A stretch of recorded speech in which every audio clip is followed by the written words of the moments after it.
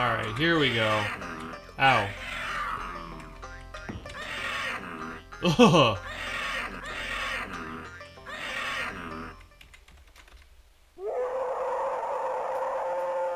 Just had to stand in the right spot. That was a very long scream. So that was like... It was like the part in Blade where they put the UV light on the great big fat creature. Let me turn this game audio down for a minute. I actually want to extemporize about Blade for a second. Great movie. Great movie. Some crazy... Some unbelievable things in it, like, you know, the fact that he can shoot a gun in an urban area and, 20 seconds later everybody's NPC brain just resets. When I watch vampire media, I do tend to ethnographize the vampires quite a bit, because it's like you're depicting a society, right? I have not seen Blade Trinity yet, but I bet it's bad. I'm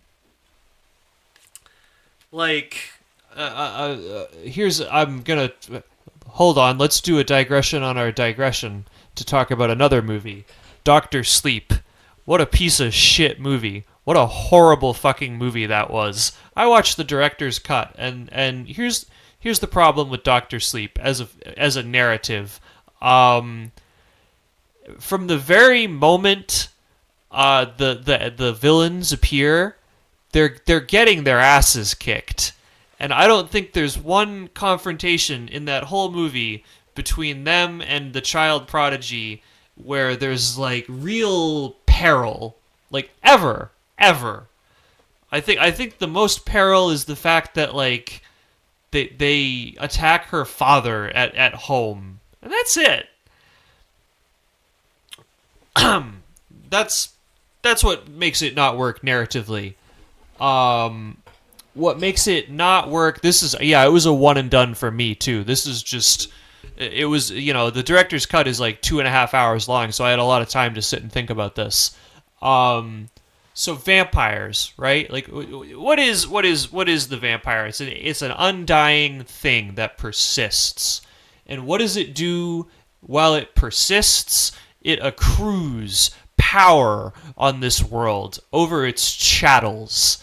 The vampire is kind of very deeply based in the like sort of like old world nobilities, which would inbreed, and that would lead to people kind of looking the same over the generations. And if you look at portraits, there are about 1 million attested to oil paintings in Europe made between the genesis of oil painting as a form in the, I want to say, 16th century and the invention of photography, which somewhat supplanted it as a medium. I know, you didn't think you were going to be learning this much.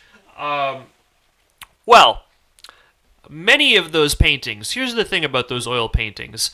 You and I are probably familiar with a very tiny minority of them. And the reason for that is because only a very tiny minority of those paintings are actually interesting as objects of art.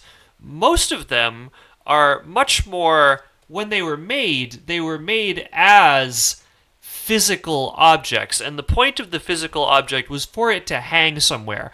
So if you go into the baron's baronial estate, what you're going to be greeted with is a whole line of oil paintings that are all...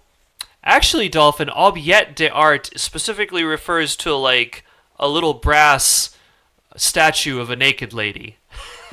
Paintings are their own thing. But, anywho, you would walk into a room full of a line of these paintings where every dude in the painting looks much like the dude that preceded him and the dude that succeeded him. So for both the Baron and for you, the Baron's guest, the point of all those paintings is that you see them and you see continuity. and he sees continuity. It's how he gets his sort of sense of self as someone that has an inherited title. So that's what the vast majority of paintings were in that time. There were things that rendered the world like tactile and ownable. So that's the vampire. The vampire is the fact that you walk into the Baron's estate, he has power over you. He does sip your life to continue himself. He does it through the labor corvée, he does it through the taxes he extracts, he does it in all these ways. And he is ageless and undying while you get old and wither away. So there's your vampire, right? Now, the vampires in Doctor Sleep, they've been on this continent since Jamestown, and they live like fucking fish roadies. Like, in the real... What do? They predate upon children so that they can suck the vitality and imagination and spirit out of them. Well, like, isn't that kind of like in the news right now? Like, doesn't that, like... aren't people doing that for real? Like someone's gonna maybe get in a little bit of trouble over it. See, that's the thing about adrenochrome. Like, yeah, obviously that is not real, but like, think about like when rap musicians talk about the Illuminati, right? Like a secret society that runs everything and determines like who gets to be successful and who doesn't. Oh, and by the way, like it feeds upon you. Like it sacrifices you on an altar to it. Like, I don't know, that kind of sounds like 400 years of brutality and fucking Jim Crow running things. Like, it's ecstatically true. It's not literally true, it's ecstatically true. It explains the world in a way that's not that many degrees from how it actually works. So, like, adrenochrome, not a real thing. QAnon, not a real thing. Pizzagate?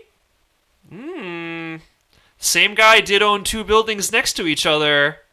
The basement that was allegedly not in one place was in fact next door. He did name himself Jaime Oliphant. That's a weird thing to name yourself by choice. Anyway, I'm on a bit of a tangent, but my point is that in the real world, people that prey upon children for their power are wealthy and most high and most ensconced in the bosom of a certain entity.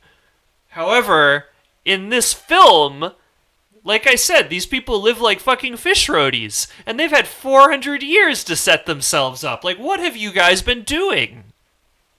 So, Doctor Sleep, shitty movie. Blade, great movie.